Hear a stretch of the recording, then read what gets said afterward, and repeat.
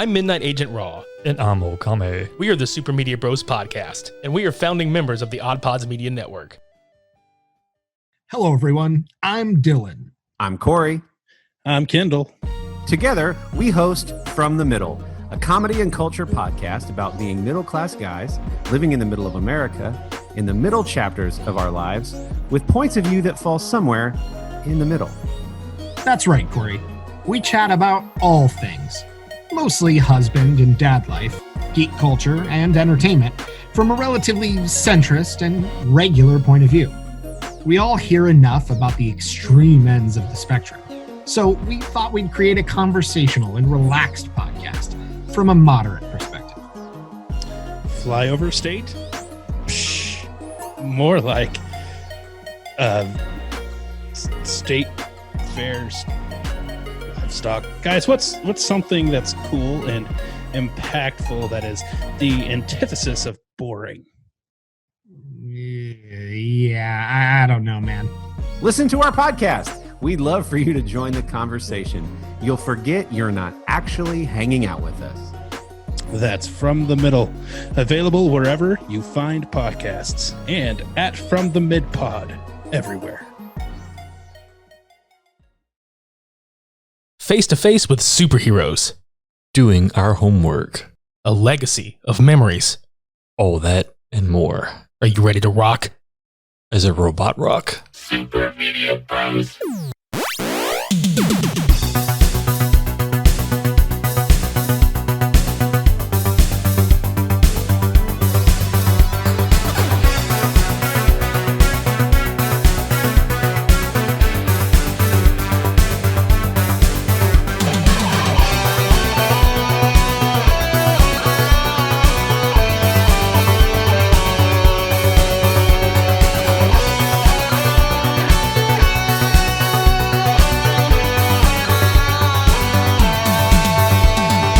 The fact that we even have to do this episode, not in a bad way, but just the fact that we even have to do it.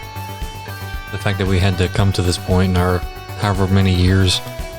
We don't predetermine like how long we're going to live, but that was like one thing we weren't expecting this soon. Yeah, I was going to say like a few more years, but god damn it. Welcome to episode 163 of the Super Media Bros podcast. I'm Midnight Agent Raw. And I'm Okame. Before we even go any further, this is not a funeral, because I know a few of you on social media said this is like a funeral, and yeah, we agreed to a certain extent. It's kind of like somebody died, but this is going to be more of like a celebration. This is not Podcoin. No, it's not Podcoin. We fucking buried Podcoin like a shit ton of episodes ago, Yeah. and we're not burying these guys either. Daft Punk.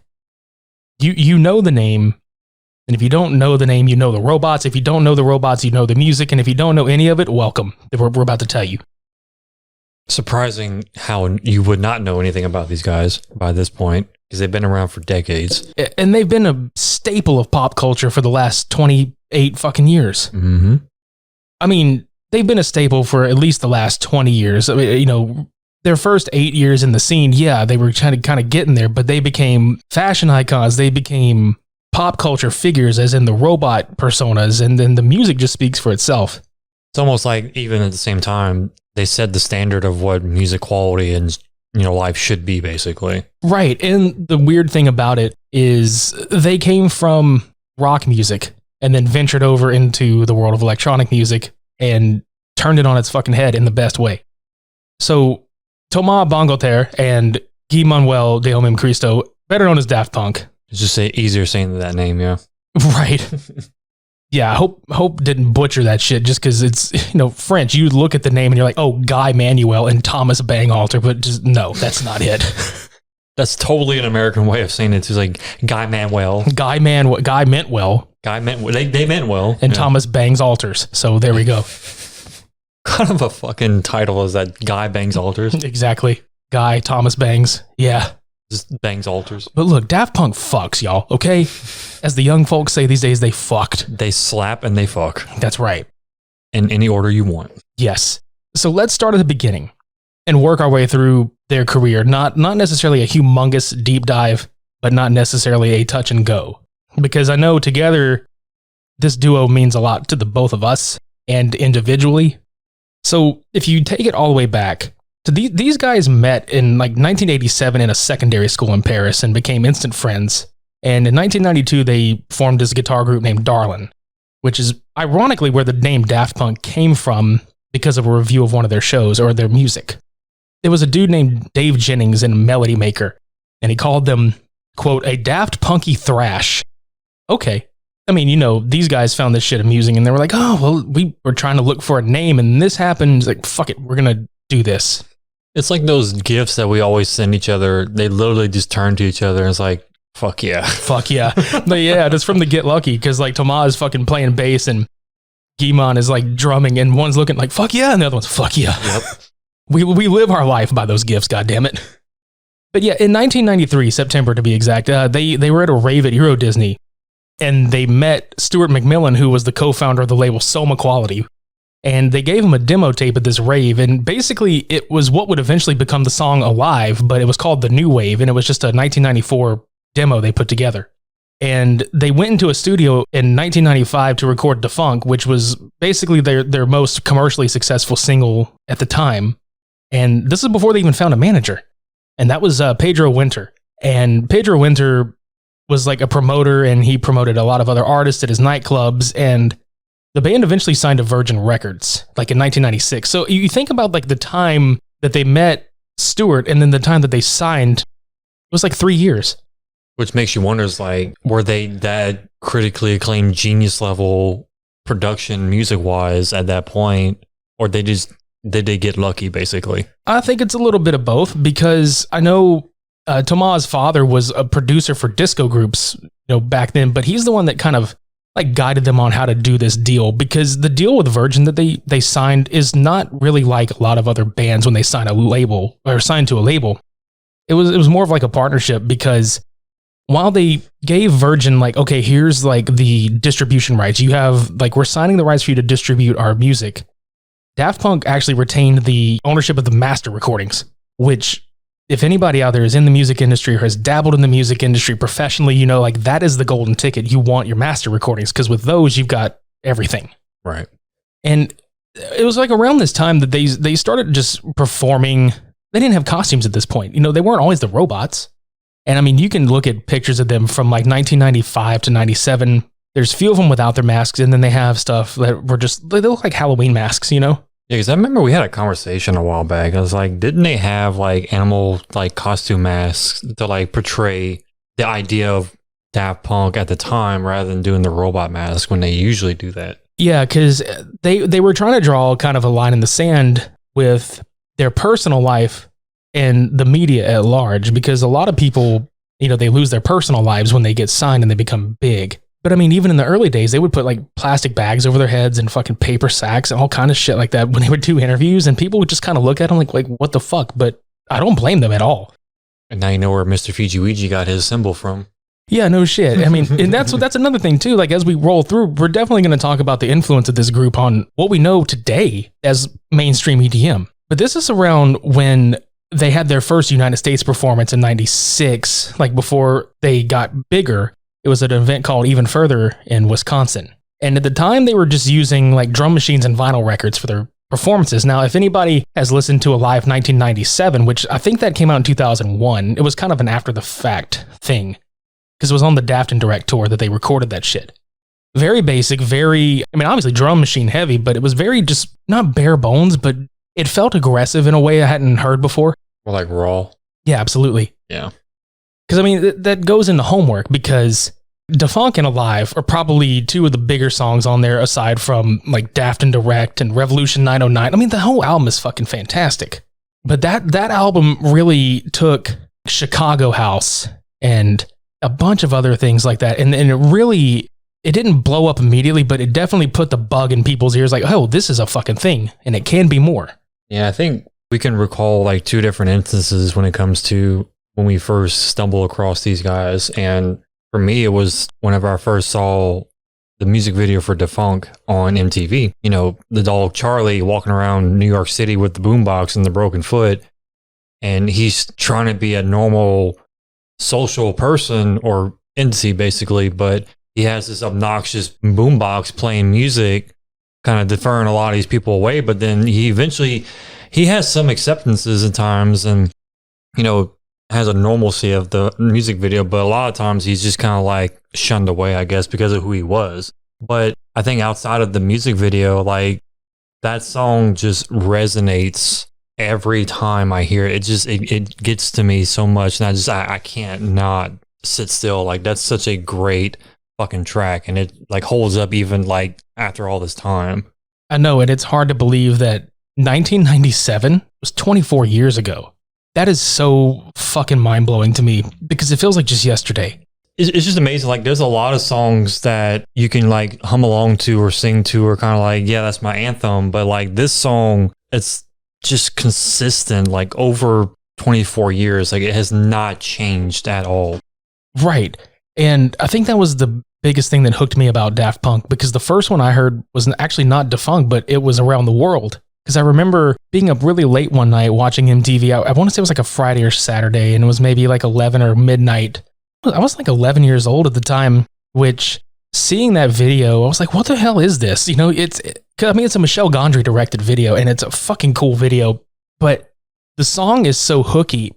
And that's going back to what I was going to say earlier, but like a point I wanted to make is that Daft Punk has this way of, to most people it would sound repetitive, but they have a way of writing hooks in such a way that you don't get tired of hearing them. Because like you can roll through any song that you listen to and you're like, oh, I really like this like 5-second piece because like I guess like whether it's music or the vocals or the drums or the guitar, something about it like just hooks you in and you're like, fuck, I want that. And then Daft Punk found a way to just do it anywhere between 3 to 7 to 15 minutes in a song, and you just don't get sick of it. Well, I think the most amazing part, and this is going to be pretty consistent throughout the entire lineage, they take very little and make it massive. They're very minimalistic at points, and a lot of the songs on Homework did that. Like it was just simple, maybe a couple layers of sounds and audio and sound clips and stuff, and it wasn't overly complicated, but in your brain, like it's something triggered to where it's like, this is like you said, it's hooky, it's catchy, it's bouncy. And that was the genius behind their work over the years, was just, they don't need a whole lot to get the point across and get a hook on people, basically. Right. I mean, as a whole, like Homework was a really good introduction to what the duo was becoming. They were kind of experimenting with a lot of sounds, and there's a couple of songs on there like Roll and Scratch, and it was more of like just utilizing the sounds of like a vinyl scratching, but kind of like augmenting it and twisting it around. Revolution 909 was interesting because it throws you off on two instances. One, the very beginning of the song, it sounds like there's some kind of like social gathering that's like against policy or against the law or something like that. But then when you watch the video, while that's going on, it goes straight to a like how it's made tomato farm. Yeah, dude. Yeah, because the video, it's about the police officers that roll up, but the dude is eating like his spaghetti lunch or whatever. And like you said, it's funny because the video is literally like, oh, how do you make tomato sauce? Mm-hmm. And that goes back to kind of, and I say this with a lot of love because it's very true. Like the French culture like kind of dabbles in the cheesy kind of thing, like the humor and the cheese factor. Which it fits Daft Punk perfectly because the dudes are quirky as all get out. And I mean, it's referenced in damn near everything that they've done. And it kind of, leads into Homework connecting to a story about dogs, androids, firemen, and tomatoes, which is just a 1999 music video collection they put out. And I think it's hilarious. Like all the videos are really cool because Charlie the dog makes an appearance in a couple of them. But the tomato thing was fucking hilarious because like really, like I'm going to listen to this music and I'm going to vibe, but I'm going to learn how to make some fucking badass tomato sauce. Like it's just interesting hearing that song and watching like a truck loaded with tomatoes just drive like in fast motion. And it's just like, I just cannot sit still to this for some reason. Like tomatoes are great. Right. And then it ends with him dropping it on his shirt. Like, oh shit. Like, stop the sauce and go home. I repeat. Stop the sauce and go home. But yeah, like I said, like I think Homework was a good introduction to the guys as what they were starting to become over the years. It was like you said, Chicago house. It was very raw. It was very kind of garagey sound in some points. But I think what they were doing with Homework was like testing sounds that wouldn't really make music and make it music basically. Yeah, because they definitely have their own style, and it's very apparent that they have their own style. We don't really have to tell you that for you to know. You know, doing all that, and then at the same time, you know, Thomas had a side project called Stardust, and they had a song called Music Sounds Better With You, which was really good. And I think, you know, them being able to dabble in other things kind of made them say, okay, well, let's bring that to the fold. Because Homework, as memorable an album as it is, as we move along, I dare say Discovery is probably their most popular work. And this is around the year 1999 through 2003 where this era begins.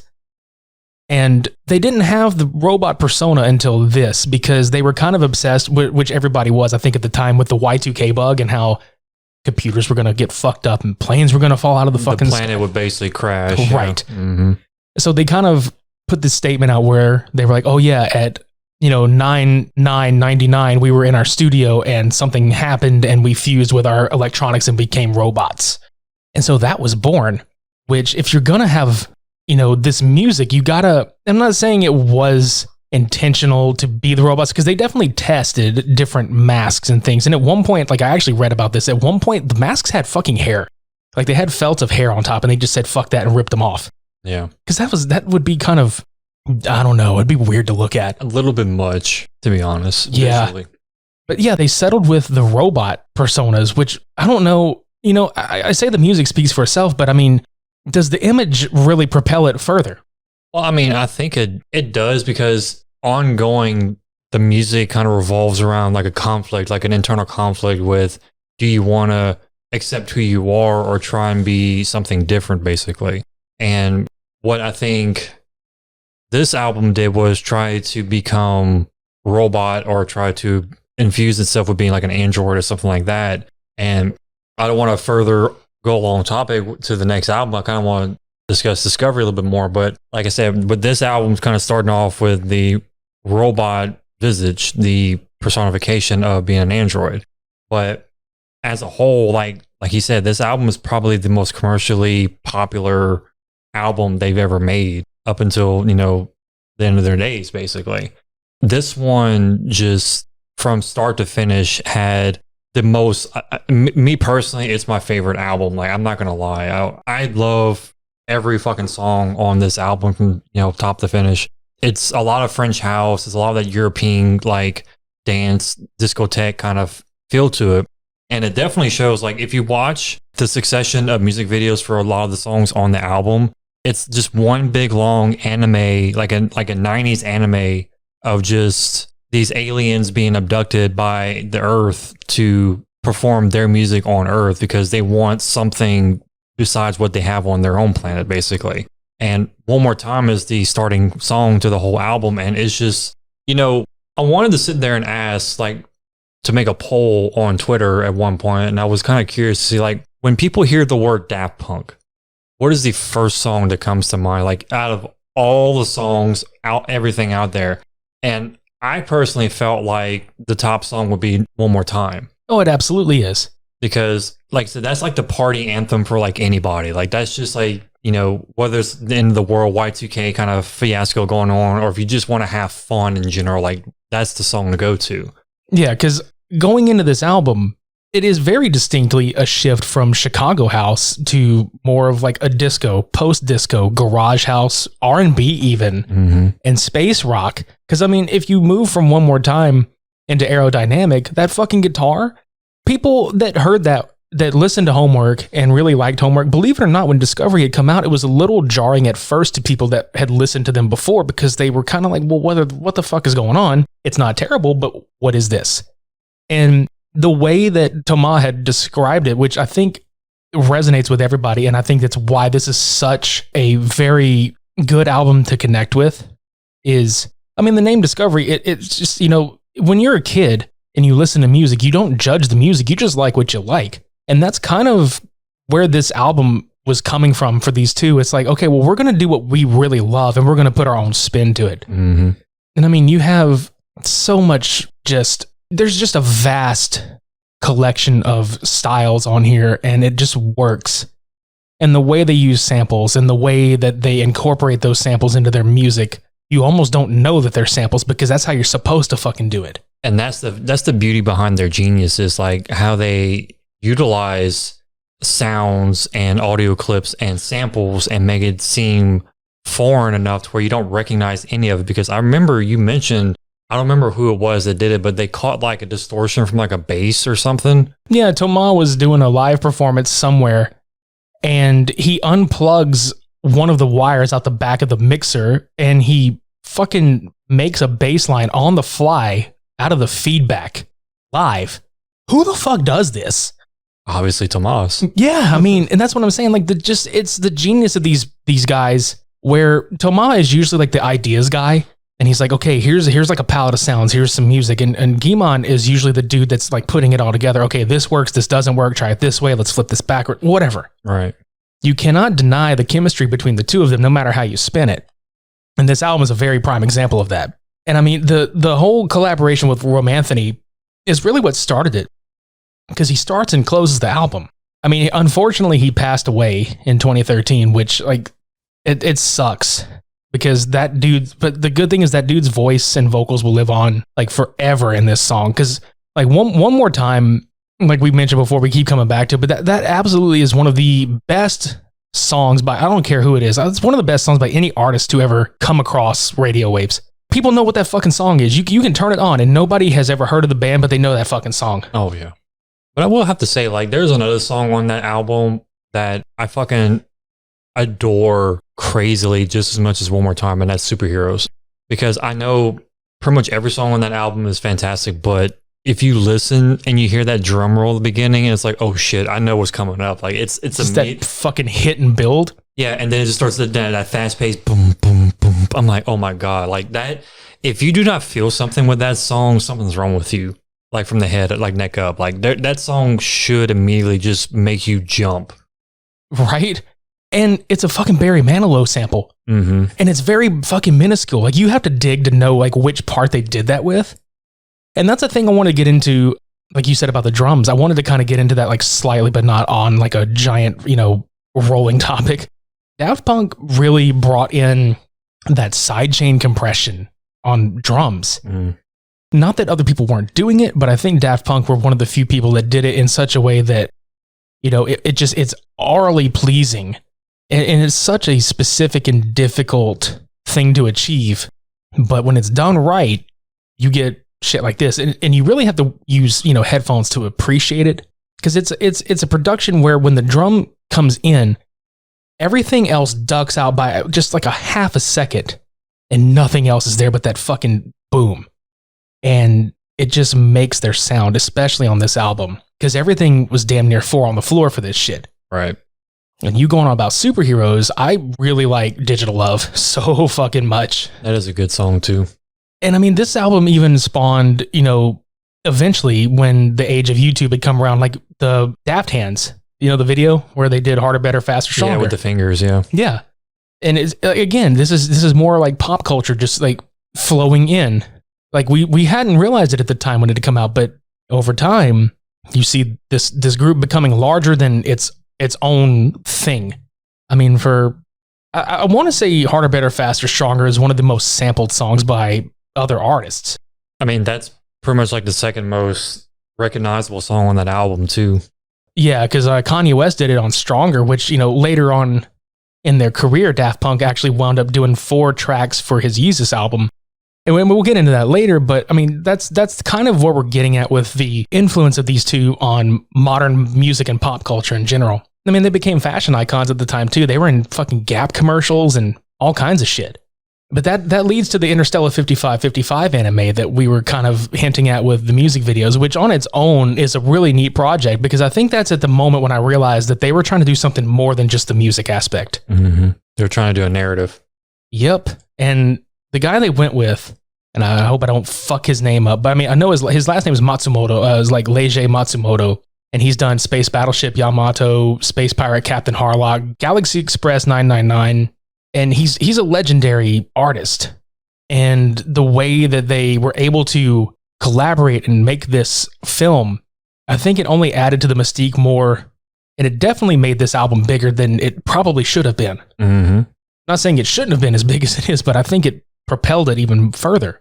I mean, with Interstellar, though, that concept was basically kind of like I was going on with the conflicting of want to be one thing or another.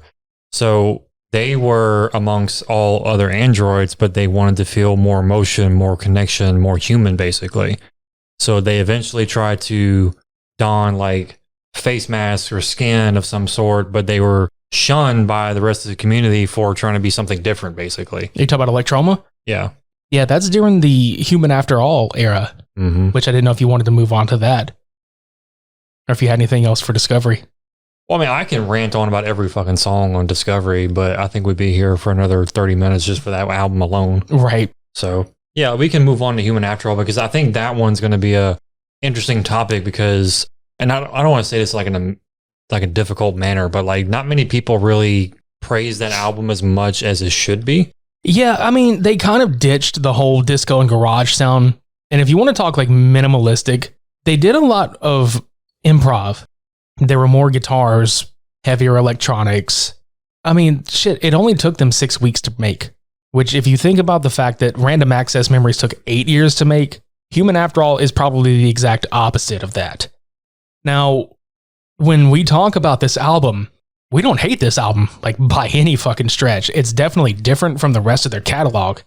But I think the both of us feel like without this album in particular, you do not get the Alive 2007 performance that is considered by many to be one of the greatest festival performances ever. But I mean, if you really look at the list, though, like you have Human After All, you have Robot Rock, you have Steam Machine, Prime Time of Your Life, Technologic. Yeah. I mean, Technologic is one of those one songs on there too that is just instantly recognizable because, for one, they're just using like a vocoded voice, like a augmented voice, and just saying the same line over and over. Well, not the same line, but like the same sequence of lines over and over again. And it's just like, buy it, ease it, break it, fix it, blah, blah, blah, whatever. Like, as soon as you hear that voice, that's Daft Punk, basically. Right. But, I mean, with this one, it has more of a rock essence, too, because, like, Robot Rock is just, I think, one of the hardest songs, probably if not their hardest song out of the whole lineage, because it's just literally straight up guitar and that grungy, animatronic sounding, funk to it or feel to it, basically. Right. And they only really used one sample on this album, and it was from a band called Breakwater, and the song is called Release the Beast, which is a fucking great song on its own. And that was on Robot Rock. And I thought they did it really well. And I think that's what a lot of people were kind of, they were kind of like iffy about, because they were like, okay, these guys were doing like some innovative, dance music, and it's like, what are they doing? They're kind of doing rock music now, or they're quote unquote selling out. And it's not necessarily that people said they were selling out, but it was almost that exaggerated. I mean, not to jump into the Alive 2007 performance just yet, but there was actually a quote from Pedro Winter, their manager at the time. And he said, "When we put out Human After All, I got a lot of bad feedback. Quote, it's so repetitive. There's nothing new. Daft Punk used to be so good. Then they came back with the light show and everyone shut their mouths. People even apologized, like, how could we have misjudged Daft Punk? The live show changed everything. Even if I'm a part of it, I like to step back and admire it. Me, I cried." And that's what he said. And then Thomas said the album was the music they wanted to make at the time, so they did it. They've always felt strongly that there was a logical connection between the three albums, and it's great to see people seem to realize that when they listen to the live show now. Again, going back to what we said at the beginning, without this album, you don't get that fucking Coachella performance or that tour that blew everybody's mind. And that's what I quoted when we were talking about doing this episode, was like, I really feel like people trash Human After All way too much, because I think this album was the glue for all three albums to like have a sense of meaning as a whole. Because when you really listen to Alive 2007, you get this whole sense of, it's hard to explain. It's like a whole nother plane of existence, music-wise, because the way that they intricate songs from all three albums into each other in such a just amazing, audible, like, feel, basically. Right. And that's why I feel like you get, on multiple aspects, you have great songs on there that you can easily remember and, dance to or rock to or whatever when it comes to Human After All. But at the same time, if they would have not done this album the way it was, or this album period, there would have been some kind of emptiness, I guess, that you didn't understand, like, what's going on. basically, because then you would have gone from like Discovery to, I don't know, like just random collabs with people or just like a hit here and there, and then to Random Access or Tron or whatever. And something would have been missing, I feel. Something, because you have the whole narrative of like trying to figure out, do you want to be human? Do you want to be a robot? Like, where do you feel like you belong, basically? And that's where this album kind of, and our souls connect everything together with both the music and the narrative. Exactly, because the Alive 2006-2007 tour, which if you want to move from Human After All on to like what the impact of this album had on their future, it was one of the most critically acclaimed shows ever. And again, you don't have the set, you don't have the experience, and especially the mashups, because the one thing about Daft Punk that a lot of people were wondering, how are they going to do a live show? Typically with EDM, you have songs that get played and you have like beat drops that are different from other, things, and you kind of drop in, spins and remixes here. Like you put a drop of like 5 seconds of a song here or whatever. Mm-hmm. Daft Punk on the fly, mind you, in this fucking giant pyramid thing that they didn't even tell their manager about, mind you. Like the manager didn't even see this fucking thing until it was on the first show. Yeah, and he came in and they basically said, no, you need to trust us. Like, it's going to be amazing. Like, bitch, we got this. We're robots, trust us. Mm-hmm. So they put this show together, and it was on the Lollapalooza tour, which I'll admit I had a chance to go see this whenever I lived in Colorado, and I was thinking at the time, oh, I'll fucking see it again. They're going to tour it again for sure, and I'm sitting here beating the shit out of myself because I'll never fucking see it again. And it was just amazing. You can see video of this on YouTube. Obviously, the album's available, and there's such energy in it. There are people in the crowd that had never seen Daft Punk live. Some people that never heard of them, some people that have heard of them. And it's either you've either gotten fans that are won over, you've got fans that have a more of appreciation for them. And then you have mega fans like us who just, this is probably the peak of the EDM phase of their career. And without Alive 2007, you don't have people like fucking Skrillex or Avicii or anybody that is considered modern electronic dance music, because people's lives musically changed upon seeing this. And it's not us just blowing smoke up this band's ass. No, they're like pioneers of the music industry in that particular like format, because they set the standard. Like, okay, back in the day when you think of touring or going around the world with music, a lot of it is just like pop music or R&B or rock music. No one ever thinks about electronic like producers, basically music producers going around the world and putting their sets on and, getting successful. It's like, Daft Punk's like, no, we're too confident. We're so confident in our ability that we're going to do this. And that's what they did. They literally made a statement. It said that anybody can do this shit. If you really have that passion, that kind of sense of making something work, then do it. And like you said, you had Skrillex and a whole bunch of other, producers that came after the fact. They're like, man, I'm inspired to take my craft around the world. So, I mean, you can argue all you want, but I mean, they're pioneers of the music industry. Absolutely. And this particular set, I think production wise, a lot of people were like, well, how are they doing it? Because if you look into the, no pun intended, technological aspects of what's inside the pyramid, they were using at one point, dude, like they were using fucking 8-core Mac Pros to be able to do the digital sources for their music and the video shit at the same time. Mm-hmm. So they were controlling all of this shit together. And the touchpads they were using, and then all the Moog synthesizers on the fly. I mean, they rehearse it. Obviously, you rehearse what you're going to do, but at the same time, like to be able to be that precise, that consistent, and that on the fucking money with, okay, this song is going to work with this song, and this song is going to mix with this song. Because you wouldn't think to put some of these together, and it just fucking works. And I want to say that tour, it only had like 48 shows. And they only had 14 in North America, and then they had 20 in Europe. They had 5 in Asia, 5 in Oceania, and 4 in South America. And for this to be the only other tour they ever did, aside from their Daft and Direct tour, like 10 years apart, for a while we surely thought 2017 they were going to do a tour, because it was like, oh, every 10 years, let's do something. Yeah, clearly. But yeah.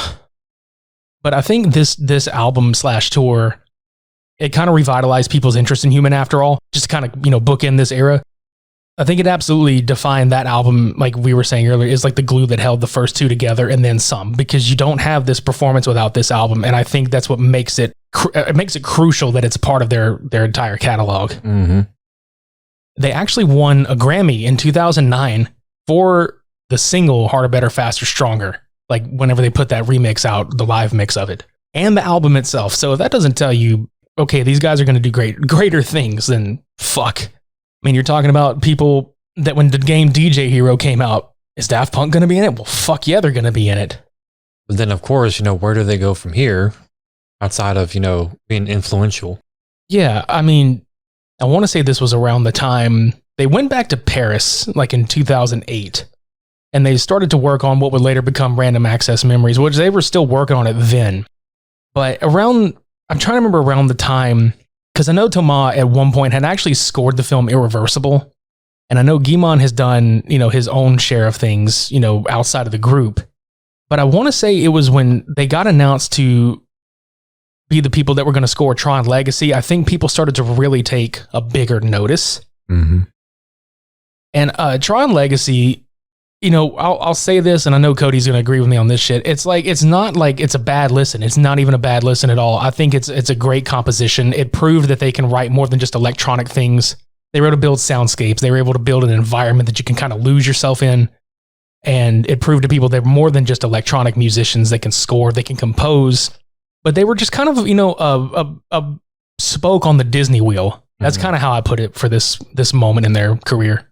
Yeah, because as far as like production goes, like the album is really good. Like, cause it, like he said, it sets up so many different layers of, emotion, different personality with each song, and just setting an environment for laying out how the movie would portray audibly and stuff like that. Because you have like musical composers all over the place, like Elfman and all of them like that, who just score like beautiful soundtracks, orchestral. But now you have people who can do it without having 30, 50 piece band orchestra to do it. Like they did it with 2 people, and they did it beautifully. So I will give them like so much praise for having the ability to do that, but also just having that out there for their repertoire. My thing is like, yeah, I know people are going to sit there and say this is their favorite album out of the whole collection, and that's fine. You can sit there and have that as your pinnacle for Daft Punk's collection, and there's nothing wrong with that.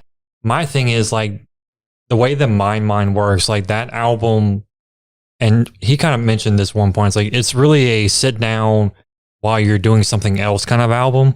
Like if you're reading or doing art or whatever, it's not something that you constantly go back to revisit just to revisit. Now, in this instance, yes, revisit just to kind of poke at it here and there and figure out, how it ticks and how they did it and everything like that. But I think like overall, like once you listen to it once, you may listen to it like a handful of times in a couple of years, and then you revisit it every once in a while. I was like, oh, you know what? I think they did that album, that soundtrack. Oh, let me go check. Oh yeah, they did, and listen to it again. But it's not like Discovery where I'm just in the mood for Discovery. Like I'm not in the mood for Human After All or anything like that. Like that's just my take on it. Like I know everybody's gonna have conflicting interests when it comes to that opinion. That's fine, but it's not the worst album collectively to me. It's not the most repeated listen for me, basically. Yeah, and that goes back to the whole thing about this not being necessarily part of their studio album collection. It is a bigger spoke upon the Disney wheel. But you can't deny the fact that the original film Tron was a big influence on the band, especially Guimond, because he's even come out and said that he'd only, seen it maybe a few times, but the feel of it is still strong.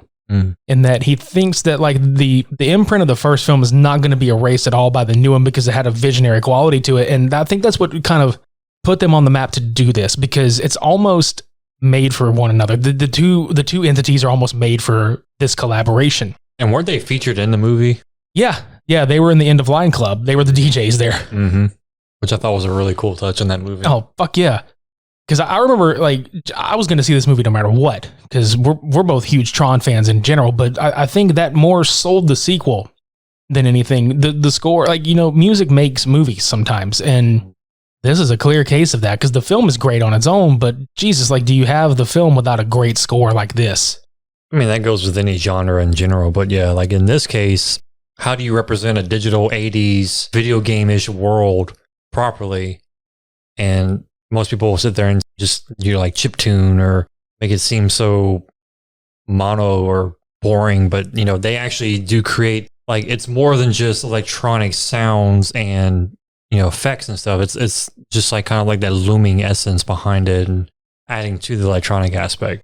Yeah, and then you listen to this album and you think, okay, there's not a studio album.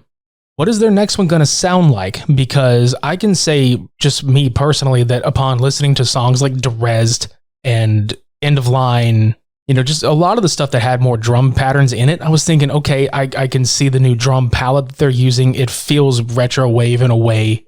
I kind of was thinking, okay, the synth wave thing is kind of creeping its way in. Maybe this is the path they go. And honestly, if Daft Punk goes in any path, they're going to destroy it in the best way possible, where nobody else can even follow that shit. Because in my opinion, every time they touch a genre, they fucking raise the bar as far as standards go. But they don't even go that route. No, because both Thomas and Guimond were sitting there thinking, okay, there's only so much emotion that you can convey electronically.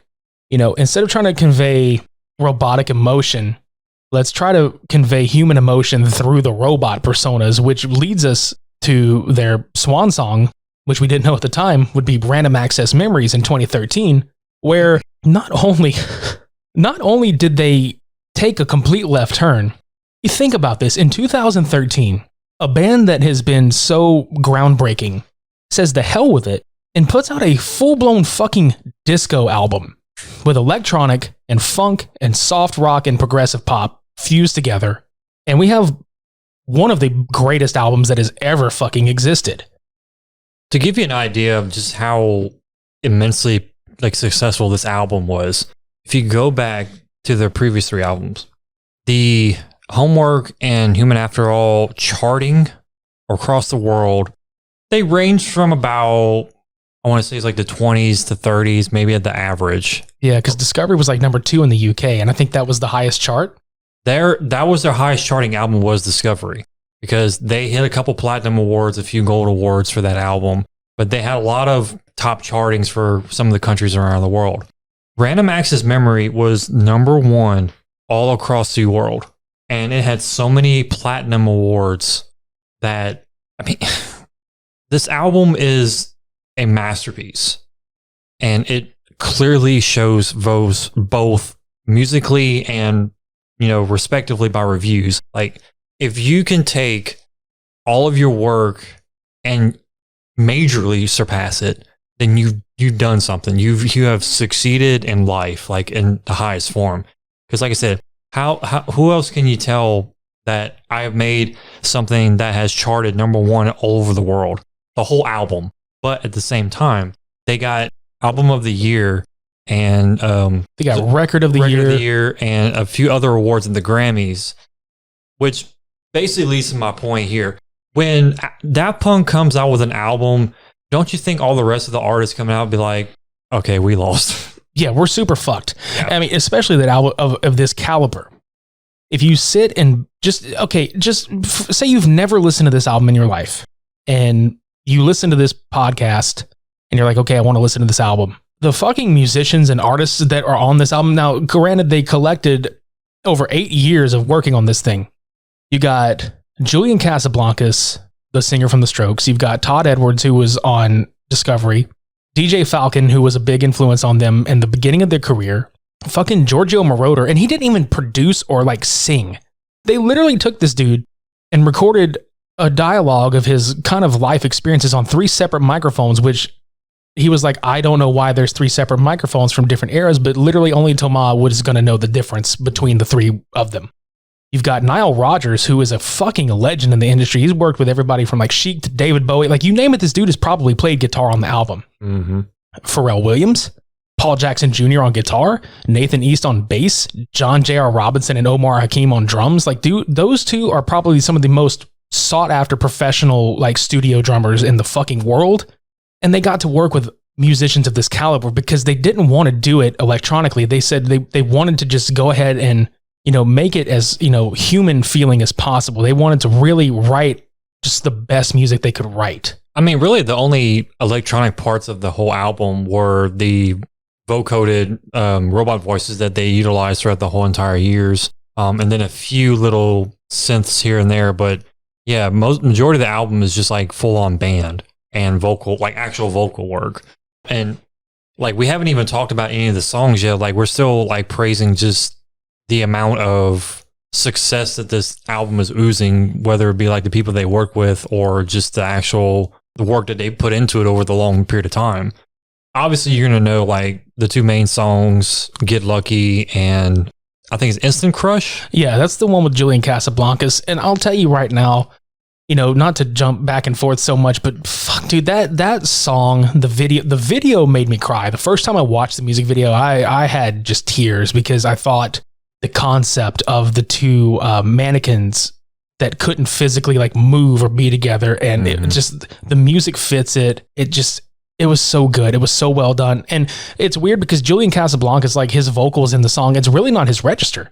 And you know, they fed it a lot through like some auto-tune and vocoding here and there and shit, but it works. Because when you work with Daft Punk, a lot of people shit on auto-tune and things like that, but I think when you use it correctly, it translates well.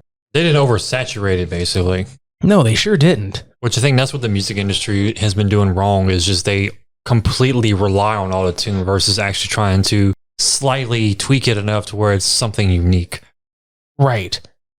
And I want to say, like, when I first popped this CD, because yeah, this was like, I was still buying CDs then. When I first bought this CD, I had only heard Get Lucky, and I was like, okay, this is what I would expect from them. It definitely sounds different because it's live band, and I'm like, okay, that's really cool.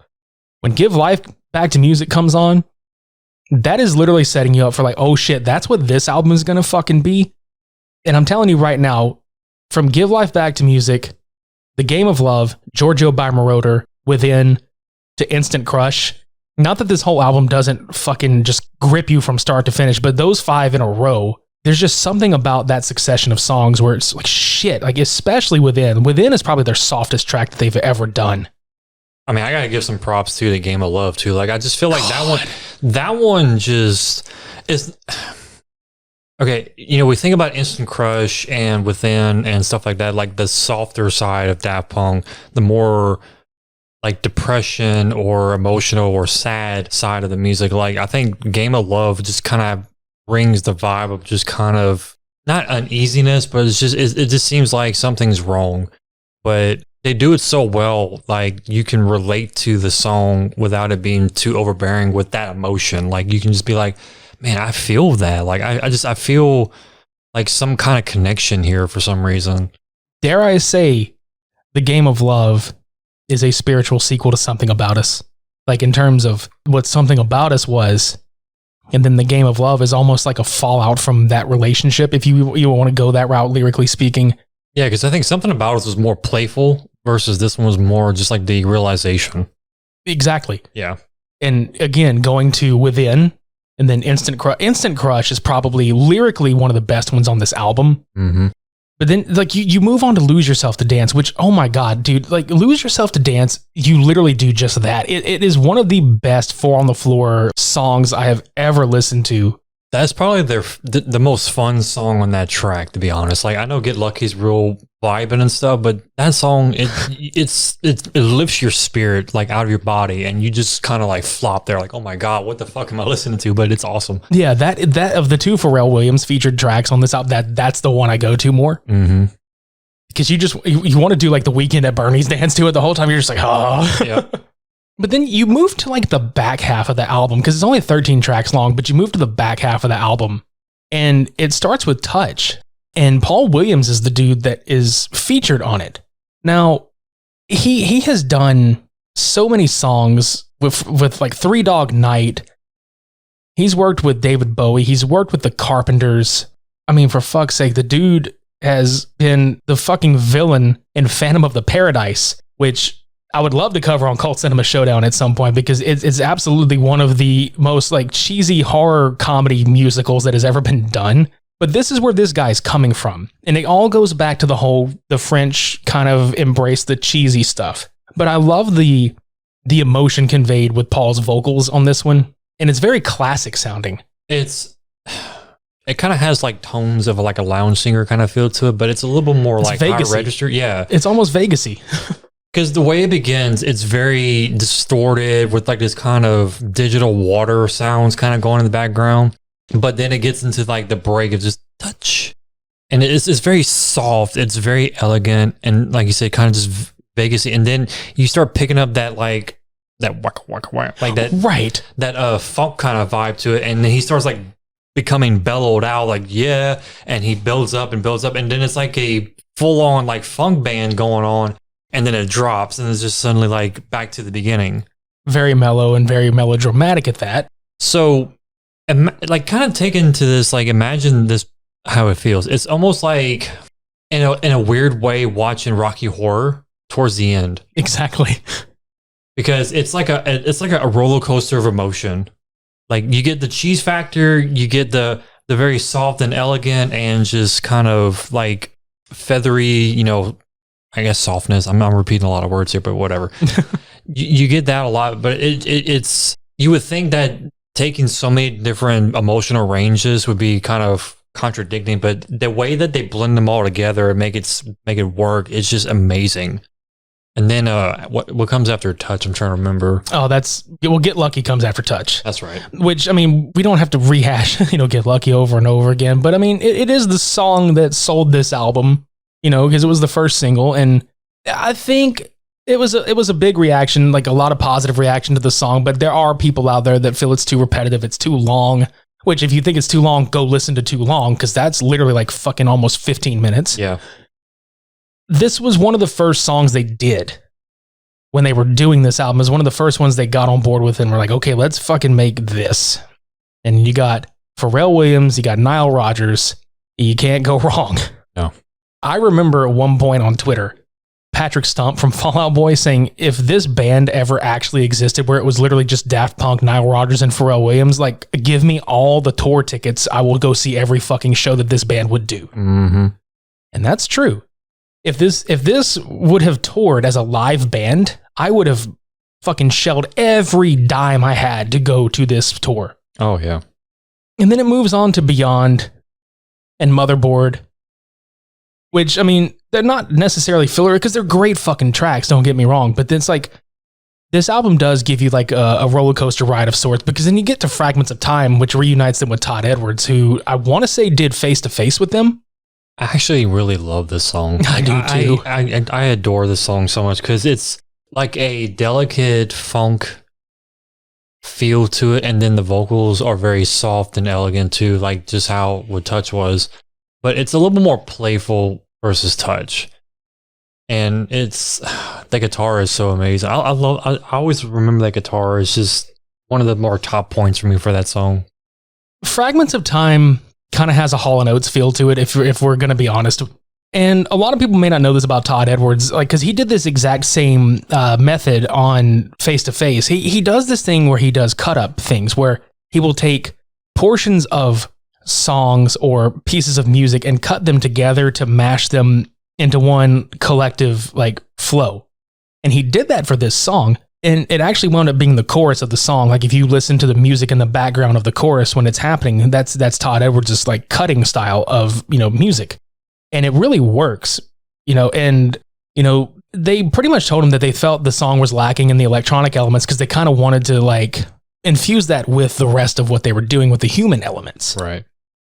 And a fun fact about this, Todd Edwards recalled that the microphone he sang on for this song is, quote, more than my car is worth and had been previously used by Frank Sinatra. Like, the budget for this album was unbelievable. They spent millions on this fucking album, dude. Yeah, but I mean, they definitely can achieve that easily. Yeah. And then you have probably like the actual most electronic song on this album, which is Doing It Right with Panda Bear. Not that it doesn't belong on the album, but I thought it was different. Like, by the time you get to it, it's a little different. Like, a lot of people listen to this album and they're like, well, where's the Daft Punk of this album? And there's like Beyond, Motherboard, Doing It Right, and Contact. That's probably the most, and it's weird to say, the most Daft Punk of this album. Doing It Right, it's traditional to the repetitiveness, the uses of the same like minimalistic layers, and the vocals, it's very simple and to the point, and it's an amazing song. Like, I know a lot of people are going to sit there and trash that one song just because it's too repetitive, but I love it. I mean, it actually does fit with the whole vibe of the album in a way. Yeah, and then whenever you move out of that into Contact leads off with an excerpt from the Apollo 17 mission from NASA. And it's very spacey. And it's weird to kind of look back knowing that this is their last studio album. It really does feel like a send-off in a way. Like if you go back and listen to how the song sounds, it's like they're taking flight going into the beyond. Like where the fuck are they going to go? You know, and we didn't know this was going to be their last studio album. And the fucking ironic part about it is the album clocks in at 74 minutes and 25 seconds, which is actually the full length of a CD. Like if you think about what data a CD can hold, it's about 74 to 75 minutes. They maximized every fucking possible second they could for a CD release of this album physically. Mm-hmm. I cannot say enough good things about Random Access Memories, honestly, dude. Like, it's always a toss-up between this and Discovery for me, and it always depends on which way the wind is blowing that day. Because I'm never going to sit there, and I really mean this. Like, as good as Homework is, and as much as I actually do like Human After All, it's never the toss-up between those two. It's literally always the toss-up between Random Access Memories and Discovery.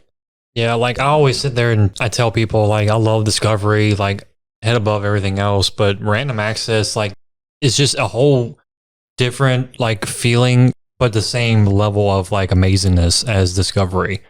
Like you just, like you said, you just have to be in the, you know, I'm blowing this way, I'm going to listen to Ram. If I'm blowing the other way, I'm going to listen to Discovery. But I mean, I grew up with Discovery. Like I play that fucking album all the damn time, and I still play that fucking album all the damn time. Right.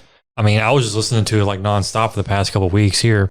So, I mean, it's both those albums like stand out amongst like all the music that I've listened to over the years, like hands down. And you have to sit there and think like after Ram, as successful as that album still is. I mean, it's still being, you know, played and everything like that. Where do the boys go from here? And, you know, you'll get a couple little collaborations here and there, mostly with Abel, with The Weeknd. Yeah, because Guimon had worked with the Gesaffelstein to put out Hurt You, which was on his My Dear Melancholy EP. And then most notably, Starboy and I Feel It Coming were two of the biggest singles, if not the two biggest singles from Starboy, which Daft Punk were a part of. Mm-hmm.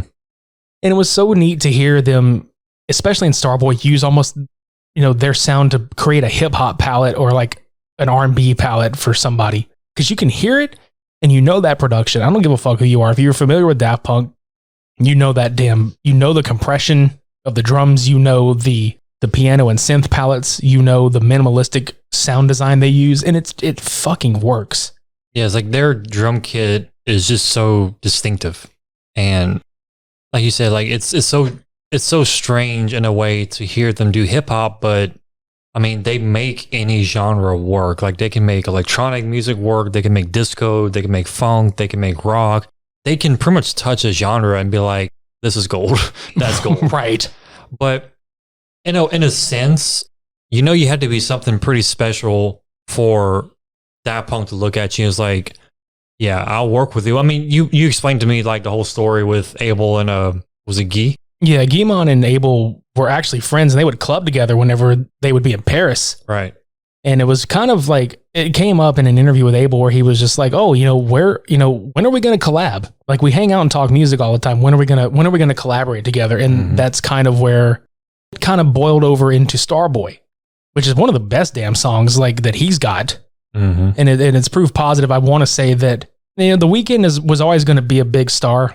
But again, you bring Daft Punk in the mix and they give you that next level kind of thing that you need to kind of step to the next part. Daft Punk's like the parents at a t-ball game for Abel. Like they're just patting him on the back, like, okay, dude, go get him, slugger. Go swing for the fences, buddy. Swing for the stars, boy. And he fucking nails the damn shit. Right. And they're literally just like, they're clapping like they did the Grammys. Right, yeah. He's at and he hits it. Like, swing for the stars, boy. He fucking hits it. The fucking like, alien. Yeah. And then aliens in outer space about to get their ship's about to get blasted by a baseball. Oh, I feel that coming. Yeah. But they grab the ball and it's like, wait, The Weeknd hit this. I'm keeping this. No shit. But yeah, like these guys tend to turn whatever they work on into gold and platinum. Yeah. And it's weird to see where that was kind of their last big thing that they did was working with this, because in 2017, they did this pop-up shop in Hollywood, which was literally nothing but like memorabilia, artwork, their costumes that they've worn over the years. And I think their last like actual appearance on television was at the Grammy Awards where they performed with Abel. But then after that, they just kind of did solo stuff on different projects. The last thing they did together, I want to say, was there was this Australian band called Parcels that put a song called Overnight out, and it was produced and co-written by Daft Punk. And I want to say that's the very last thing that they did musically of any kind of prominence, because in April of 2020, they had asked Dario Argento to score one of his movies called Black Glasses. And that never really came to fruition. And for a while, that was the last anybody really heard if they were going to do anything. And then unfortunately, like we move on to just this year, February 22nd, where they take a piece of Electroma, which we talked about a little bit earlier. In that movie at the end, they walk off into the desert and Thomas like turns and they look at each other, and Guimond's robot, they look at each other. And then I want to say it's Thomas that turns around. Like he takes his jacket off and basically without saying anything asks Guimond to like activate his self-destruct. And he walks off and blows up in the desert. And then Guimond's robot walks off and eventually like takes his helmet off and burns himself with the reflection from the sun. And that was in 2006. And you kind of wonder, were they gonna call it quits then? You don't know, because when they had an interview with Enemy Magazine for Random Access Memories, even then they told the guy interviewing them, we don't feel that artists 20 years into their career are making good music anymore, and they're feeling their age. They're 46 and 47 years old. Do we get the feeling that maybe they didn't think that they could outdo themselves with Random Access Memories, so they decided let's go out with a bang? They put out this video called Epilogue where they put that scene of them blowing up in the desert to the song Touch. I'm gonna be honest. As selfish as I am, for a multitude of reasons, wanting to see them live again, want to hear just one more Daft Punk collab. One more time. Somebody, I don't care who it is at this point. I mean, I do care because, there's like a refined taste of music and you don't want to just saturate it with anything. But if you really just analyze their career as a whole and just how commercially successful Ram was, you can't really top that. I don't believe you can. And there's nothing against the guys at all. Like, I know they're capable of it, but at the same time, it's like, I would literally just kind of say, look, this is it. Like, this is enough, because you're going to sit there and try for another 5-10 years trying to outdo literally the best thing you've ever worked on, you ever done. And it's like, you're going to go crazy because you're going to sit there and think that, okay, well, this is not perfect. This is not right. This is not right. And you're going to waste all that time doing something that will probably never make it as far as Ram did. So yeah, I'm sad that they called it quits, and I'm deeply mourning the fact that we won't be able to see them at all in person, but respectful to them as musicians, producers, and everything under the sun. I do see where they're coming from if that is the reason. There is a peak, and once you hit that peak, you can't go any further than that. Yeah, it's like, do you go out on top or do you risk becoming like a parody of yourself at the end of the day? And I think they chose the former on that one. Let's go out with a bang, literally. Which I think what caught most people off guard is the fact that it's 2021 and they haven't put anything out since 2013, and their most recent appearance was 2016, 2017 with Abel, but nothing of significance as far as a studio album or any kind of rumor that they were going to go back to the studio. And people were questioning, like, why did this happen? And just the other day, Thomas had released a handwritten note to a French news station, and it had a giant smiley face on it. And he gave them a clip of the 1936 film Modern Times, where one of the characters tells another one to smile before they walk away into the sunset. And on the note, it was the lyrics, "If love is the answer, you're home." I would kind of take that as they're happy with how they're going out. They loved what they did. They loved their contribution to the industry, but it's time to do something else. And yeah. I speculated a little bit about, where they can go from there. They may just create a whole label under their name, like not Daft Punk's name, but under, Guy and Thomas, and just help build and develop like a unique take on the music industry with different artists and let them shine just like they did, basically. That's an option. or they can just basically mentor people in general, just be like, hey, what are you doing? I can give you some pointers, but that's about it. I'm not going to do anything for you or work with you as much as that. But yeah, I mean, I really think that they've given the world just a huge gift as far as the music industry goes. And like, I'm thankful that they existed. I'm thankful that they gave us so many wonderful memories to hold on to. And I'm going to swallow my selfishness as much as possible and be like, they gave enough, they gave plenty. It's too much for a person to ask more from them to be honest. Right. And the thing about it is they gave more with 4 studio albums and a damn near 30-year career than most artists will give over the course of like a 50-year career and several studio albums. Now, I've always been a supporter of the term less is more. And I think this is a prime example of a career that gave less and it meant more. Not that they didn't give less than their best, but like they didn't put a shit ton out, but every release meant something. Now that they've broken up, the streams and downloads just went through the roof. In fact, they're almost worth more apart than they are together. Because like on this Rolling Stone article that I pulled up, because I didn't want to get the numbers wrong, as of their breakup, as of this particular article, their whole catalog went up by 500%. Their song sales were up 1,335%, and their digital album sales were up by 2,650%. And to break that down, Discovery on that Monday had 1.5 million on-demand streams, an increase of 429% compared to the day before. And then the album saw an increase of digital sales of 8,000%. And that's broken down not completely by the exact numbers, but Random Access Memories was up by 600%, Homework was up by 714, Alive 2007 was up by 294, Tron Legacy up by 360. The most streamed songs were Get Lucky, One More Time, Harder, Better, Faster, Stronger, Around the World, and Instant Crush. And then Spotify reported a 242% increase on new listeners, with like 500,000 people streaming the band for the very first time at all. Like that goes to show you like how big of an impact just the breakup had. Yeah. So to say that they weren't legendary is a fucking lie. To say that they didn't have an impact on the music industry is an even bigger fucking lie. And you can't deny just the mega influence on every genre of music, be it disco to rock to hip hop to pop music to even EDM.